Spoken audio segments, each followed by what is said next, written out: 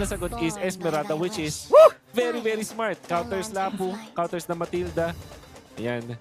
Team Liquid. Ilalagay nila yung Kimi. Nakita nila Zushi na yung pinik. So, pwede nang i-lead itong Kimi.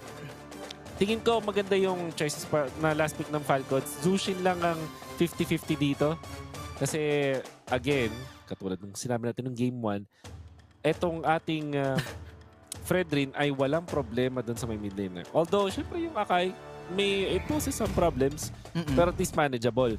Tapos itong Kimi, bigla pang lumakas ng todo kasi nakita nila na Zushin yung pinik na mid laner. So, para sa Team Liquid, sige, Kimi na lang natin to. Parang kaya naman i-bully. So, naging gumanda bigla itong Kimi pick para kay Sanji. Moskov, overall, maganda ang Moskov dito sa hero comp ng Falcons kasi Falcons gusto nilang mag-stick together. Obviously, yung Moskov, mapapaganda yung farming. Tingin ko mas maganda ang lineup ng Team Liquid overall, pero hindi naman siya sobrang one-sided. Kailangan mag-init si Flap. Kailangan maging God mode ni Flap TZ.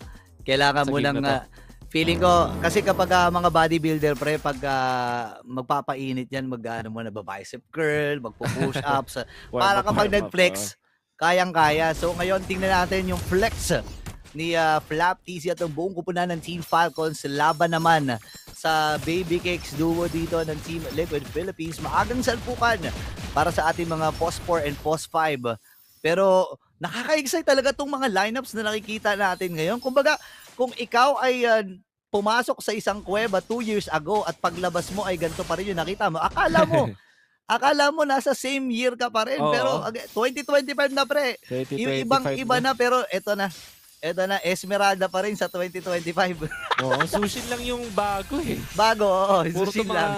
lumang heroes, bagong luma. At curious ako bakit Zushin pa rin ang pinili ng Team Falcons kasi parang hindi niya na-achieve yung mga typically na-achieve conditions. Isang Zushin, mga conditions.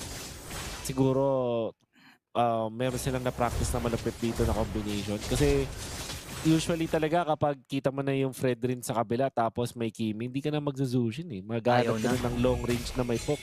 Going for the Lilia. Siguro na-feel nila na parang, teka, hindi tayo pwedeng mag-nuke mage kasi merong lapu-lapu. However, ganun pa rin yung naging problema. Meron naman ngayong Matilda.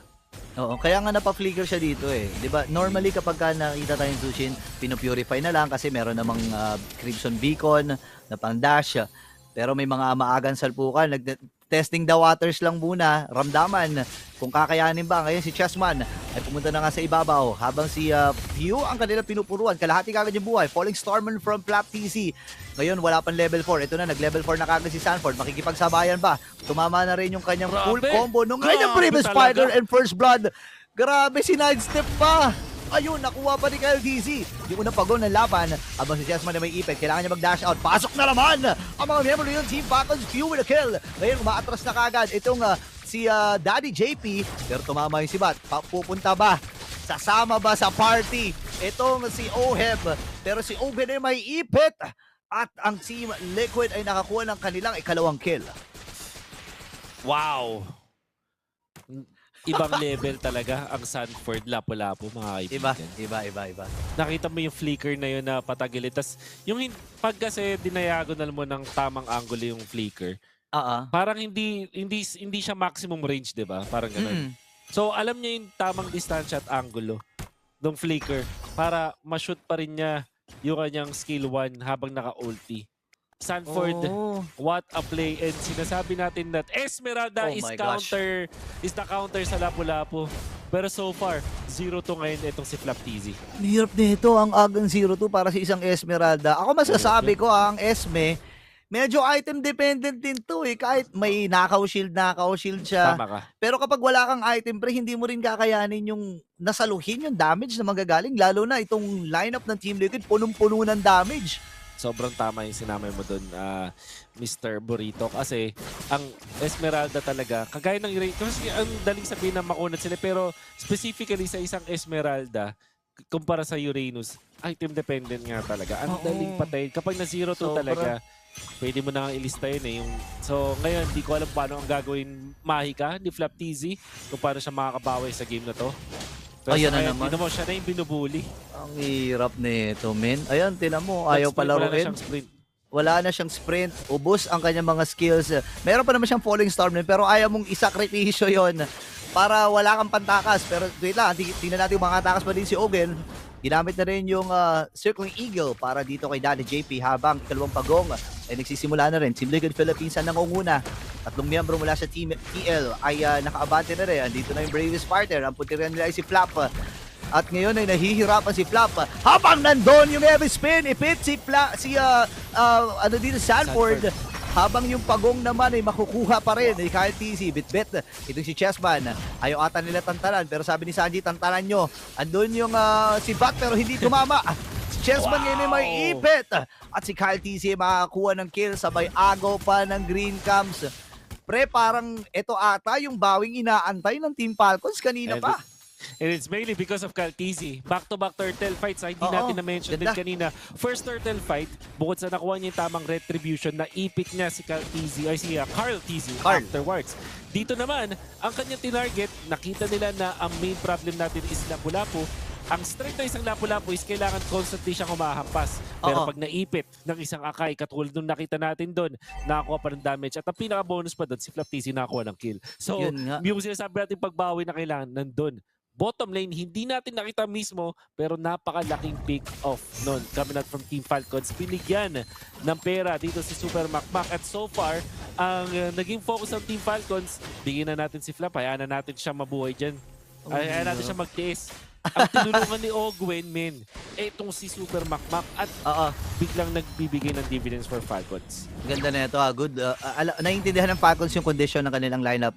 Sige, tanggapin na natin, talo na tayo dun sa laning, sa XP lane, pero wag nating hayaan na matalo itong 1-1 na ito against sa isang Moskov. Ngayon, available na ang Brute Force breastplate para dito kay Kyle TZ. So may pagkunat tayo na i-expect dito sa hero na to. Team Liquid, nagro-roam pa rin sila. Hinahanap nila si Blue. Pero ipit ata si Blue dito. Mapipilitan natin mag-flicker. Hindi, beacon muna kanyang ginamit. Pero flicker ay patras na rin niyang gagamitin habang iipitin itong si Sanford. Kaya lang sabi nila, sige si Chessman na lang ang ating pupuntirihin. Dash out. Ligtas pa rin itong si Carl TZ. At si Super Makmak nakadalawa na. Nakakuha na ng kill si Makmak. Now, another turtle fight. Di pa tapos yung laban. Si Flap TZ ngayon, nahihirapan dun kay Sanji. Kailangan may tatalo dito kay Sanji pero wala silang heavy spin. Walang heavy spin pero isusuko na ng Team Liquid Philippines. Itong ikatlong pagong na kukunin ng Team Falcons. At ang Team Liquid ngayon, tinanggap na rin nila na hindi na sila makakaabot dun sa pagong. Inilang nila doon si Chessman muli. So, ang inulti dito ni Kaltizi, which is grabe, sobrang commendable ng decision doon. Ganda. So far, dito sa Team Falcons, ang pinakamaganda ang laro ay itong si Kaltizi. I think tama lahat ng kanyang mga desisyon. So, nung pagtalo nila po, tinulak lang niya isang beses. Pero binitawan na ganyan. Nung nakita niya doon si Chessman, yun yung tinalunan niya. Ninakap niya at inipit doon sa may wall. Hindi man nila napatay, nabigyan sila ng chance na makapag-turtle afterwards. Kasi ang nangyari, na-isolate ng sobra doon si Minju, aka si Sanford. So kahit gano'ng katikas, kapag Tori na yung katapat at isang 1-1 na tinutulungan ng isang Arlot, hindi na nga siya nakaporma doon. So after a very good start from the Lapu-Lapu, na-shutdown agad ng Team Liquid. Yun nga eh. And ang Team Falcons ngayon, hinahanap pa rin nila yung kanilang ng Team Liquid, hinahanap pa rin nila yung kanilang groove. Ngayon may konting pagbawi na rin at paghinga ang nakita doon ng Team Falcons na ngayon ay sila na ang may hawak ng kalamangan. And ang excited ako dito makita kasi si Super Makmak hindi pa rin naman sumasama sa team fight eh. No, puro mga isolated kills pa lang ang nakukuha niya. Minsan dalawa sila dito ni Ogwen. Pero mamaya kasi pagdating ng late, sasama na to. Actually, dito sa unang Lord ng laban, pwede nang sumama si Super Makmak at may tendency na hindi mapigil. Ito na Team Liquid Philippines para dito yung heavy spin. Keep it and flicker, sakto! Nice prediction para dito sa Team Falcons. Ngayon naman ay may ipit ata dito si Chessman. Nadala rin nung Guiding Wind. Habang si Sanford naman ngayon ang kanilang papatayin. Flap teasing nakabawi na finally! Nakadalo pa rin. Saan siya nakuha niya doon? Ngayon may ipit ata din si Danny James. Pero sabi dito ng Team Falcons, sige, bigyan mo na ng pagkakataong makatakas yan. Kunin natin yung Torres sa may top lane. Plus yung posisyon sa Lord ay nasa kanila. But masasabi ko, the decisions from Caltisi talaga napakasolido. Pagbabalikan natin yung mga teamfight na yun, nahanap niya yung tamang angulo that eventually na-lockdown doon si Sanford. Sabi nga natin, Lapu-Lapu, very good hero, pero naka-counter ng isang Esmeralda. At ang reason kung paano palakasin ang isang Lapu-Lapu ay dapat constantly nakakahampas siya. Kaya naman yung mga anti-crowd control na mode para sa isang Lapu-Lapu, kailangan masusulit mo para hindi ka ganun ka daling maipit. And obviously, ito si Flaptizi nakabawi na. Binigyan siya talaga siya ng tulong mula sa Team Falcons by actually feeding him kills Kumbaga, ganun yung nangyari sa mga team fights. At kaya naka 3 kills siya from 0-2. And so because sa rotation at sa rhythm nitong si Caltizi. Sinasabi natin to kanina no, na ang nature kasi talaga ng isang Esmeralda ay pumapasok na pumapasok. Pero ngayon binibigyan na ng pagkakataon na huli ka na pumasok, Flap, ikaw na bahala sa mga clean up. Dahil hindi ka naman magagawa ng ilan sa mga miyembro dito ng Team Falcons. Ngayon, atras, magiging call ng Team Liquid. Lord ay nasa may bandang itaas pa. Ngayon, sumabog na rin yung Holy Blessing. At dadamba yung Lord sa may itaas. Kaya bang depensa nito ng Team Liquid? Andito na rin si Kelwan. Gagamitin yung kanya si Bat pero hindi tumama. Super Mac ngayon na may ipet. Andun yung bravest partner habang si Kling Eagle naman ay bibitawan na rin ni Taro Sakamoto at iipitin na nila dito si Sanford. Ngayon si Owen ay kailangan umatras. Flap TCA boy pa rin. Pumasok din with the Falling Star Moon. Habang tumama yung Appraiser Strad pero wala na halos damage. Sabay successful ata pagbasag nila dito sa Torres sa itaas. Papasok pa rin si Owen. And this time ay nakuha na nga ng tuluyan ng Team Falcons yung Torres sa may bandang itaas. Kita natin doon mula kay Caltizi na naman paulit-ulit natin i-feature kasi nga siya rin yung dahilan kung bakit na-isolate doon sila Lapu-Lapu. So, if you see from Team Falcons, oportunista kung gumalaw. Masabi ko dito para kay Caltizi. Naghintay talaga siya na tumalon si Sanford. At nung technically maganda naman pwesto ni Sanford doon. Pero kasi parang slight out of position ka lang, naipit ka na. At ang kagandahan dito dun sa lineup ng Team Falcons na dinadoubt ko di ba kanina yung Zushin sa effectiveness niya. Pero ang idea pala dito ng Team Falcons, hindi si Zushin ang damage dealer. Meron siyang Sky Piercer eventually pero hindi talaga siya yung pinaka magiging source ng constant na damage output. Panggulo lang siya. At anong nangyari kasi kapag naipit ni Caltizi or kahit mababad lang saglit, sobrang taas at napakadaling mag-stack kung ikaw si Few. So, ang nagiging epekto niyan with a glowing one na may anti-heal tapos meron ka nung radiant armor nitong si Akai na sobrang kunat, pag kinombo niya na magkasabay, nahihirapan ng Team Liquid na pumalag. At eventually, etong si Sanford, kahit gano'n siya kakunat, kahit ang dami na tinatamaan sa spells niya, kapag nababad ka sa Zushin, Esmeralda at sa Akai, hindi ka man nababurst, pero sure na mapapatumbang ka pa rin kasi sa sobrang tagal ng CC ng Falcons. At hindi ko pa nga na-mention dun yung Arlot Oo nga Tsaka ramdam mo talaga kapag wala itong si Sanford. Kasi nga, nagiging idea na lang nila dito, kunin na kagad natin si Sanford. Ayan na nga ang nangyayari. Super Marco at si Sanford nagkakahabulan. Pero mabubuhay pa si Sanford dito. Nandun yung Guiding Wind para lang makatakas. Itong si Minju. Buhay ang 5 miyembro ng Team Liquid pero yung Lord ay hindi man lang nalapitan dito ng Cavalry. Nandito tayo sa point na yung 1-1, unstoppable na siya. Hirap po. Hirap. Sa Team Liquid, bigla napapaisip din ako kung mas maganda bang kinuha nila yung 1-1. At the same time, di rin nila sinagot So, well, they do have the chemistry at siguro eventually ito Moscow magkakaroon ng launchpad. Pero yung Team Liquid ngayon, hindi pa nila power spike. Kung sila nagamit ni Ogwen. Nag-aantay siya ng final stairs pero nakita siya dun Chessman. Ngayon nagamit yung kanyang Vengeance play niya. And ngayon si Super Makmak ay nandito sa may bandalikuran. Ayaw niya talaga magpahuli. Habang si Sanji nakakuha na ng kill, Lord ay natunaw na ng tuluyan dito ng Team Liquid Philippines. Ngayon, tatransition pa sila dito sa may bandang ibaba. Hindi, wala na silang kasama mga minions. Ayun, paparating yung next wave.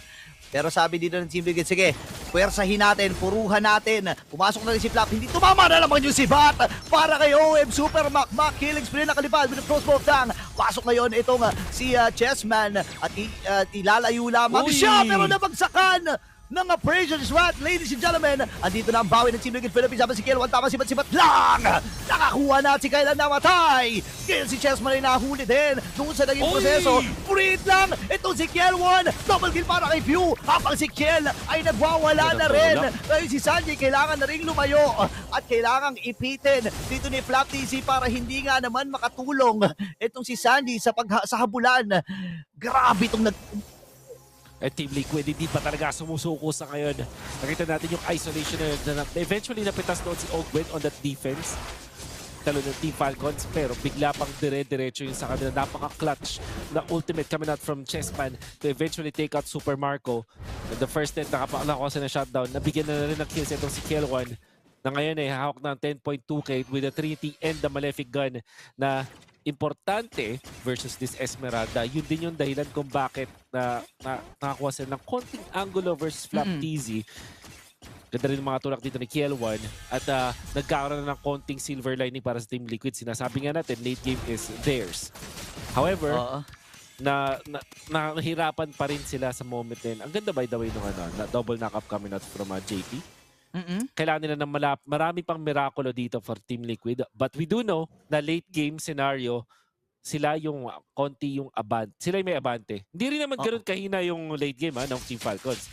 What I'm saying here is kapag bantay na yung gold, it's going to be really a 50-50 between two teams.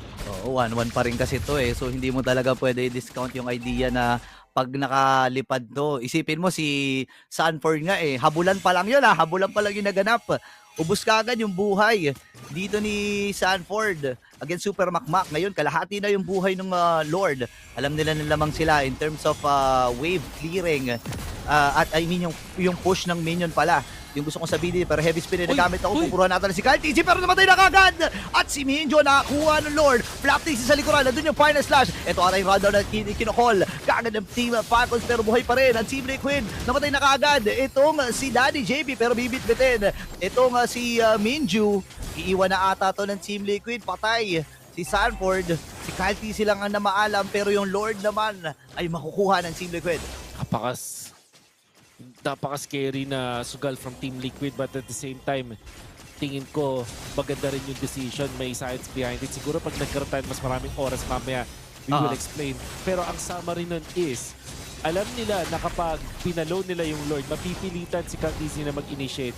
And actually, masyadong maaga yung tanong doon ni Kaltizi. Ang ginawa ng Liquid, binitawan nila yung Lord, finokus nila si Kaltizi. So kahit ma-lockdown doon si Chessman, meron silang pag-kontra. And Kiel1, ang ganda ng angulo para mapalo pa doon. Ako, napakaganda pa rin naka-Flap TZ in a very questionable spot away from his team. Grabe. Wala na siyang sprint at nabigyan pa ng bonus kill ang Liquid. Ang ganda rin kasi ng tulak ni Kiel1 doon eh. Ang ganda ng dinala niya talaga doon sa parte na may tore pa sila. At makakahinga ng saglitan itong Team Liquid at ang Falcons ngayon. Alam na nila, sige, Flap, okay lang. Nangyari na yung mga bagay na yon, wag na lang sana maulit. Yun nata nagiging comms nila dito.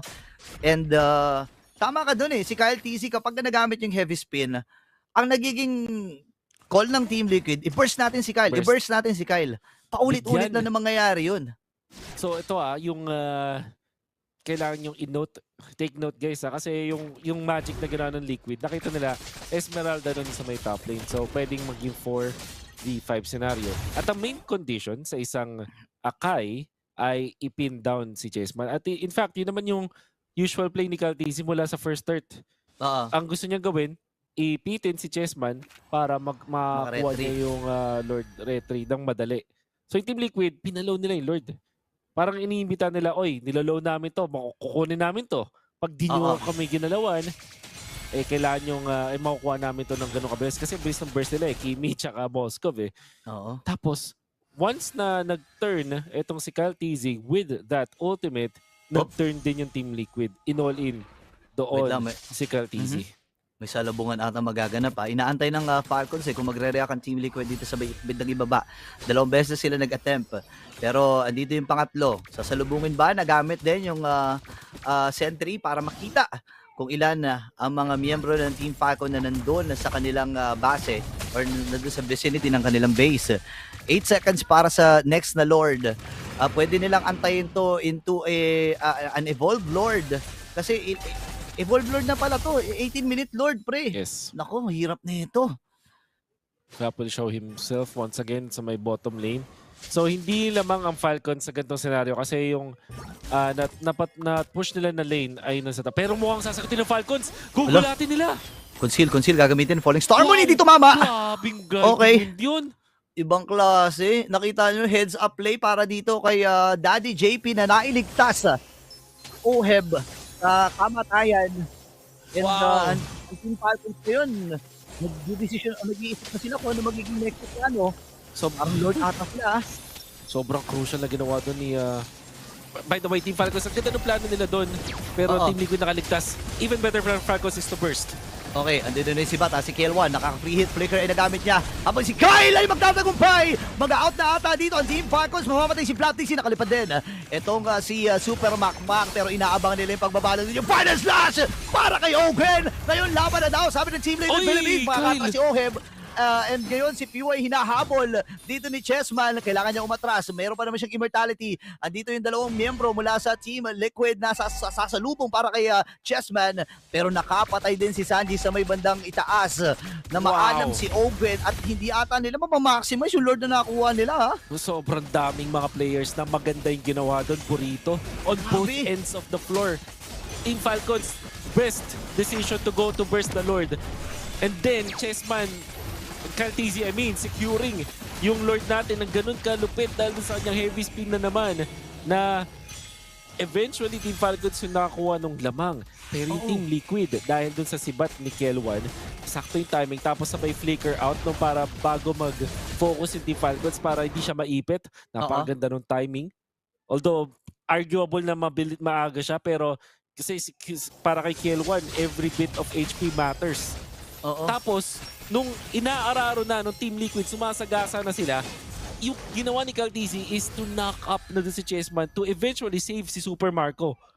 By the way, Super Marco, the fact na nakalipad siya dun sa scenario na yon, napakaganda ng kanyang performance. Grabe itong dalawang teams natin, men.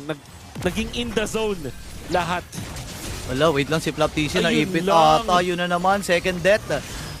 Na crucial. Si Flaptixie Boy pa rin, hindi. Kasi mapapatay siya ni Sanji. Ngayon, ipit naman ang isasagot ng Team Falcons. Nakabili na rin ng Winter Cup pero hindi magagamit ni Kyle. Ngayon ubusata ang Team Falcons sa pagkakataon na ito. 4-man down para sa Team Liquid at pupunta sila sa taas at sa gitna para dumepensa. Oh my goodness, a crucial misplay coming out from Team Falcons. Oh my Just gosh. when I said na naging in the zone yung mga players natin from both teams, naubusan ng init, naubusan ng langis doon si Flaptixie. 30 seconds. Oh no, 20 seconds si Flap 20 seconds si Flap. Hindi Merong catapult na kasama, pwede nang salabungin ang Hindi Team ba- Liquid Philippines ang mga minions na ito. At ang Team Liquid ay ma-extend ang serye. Wow.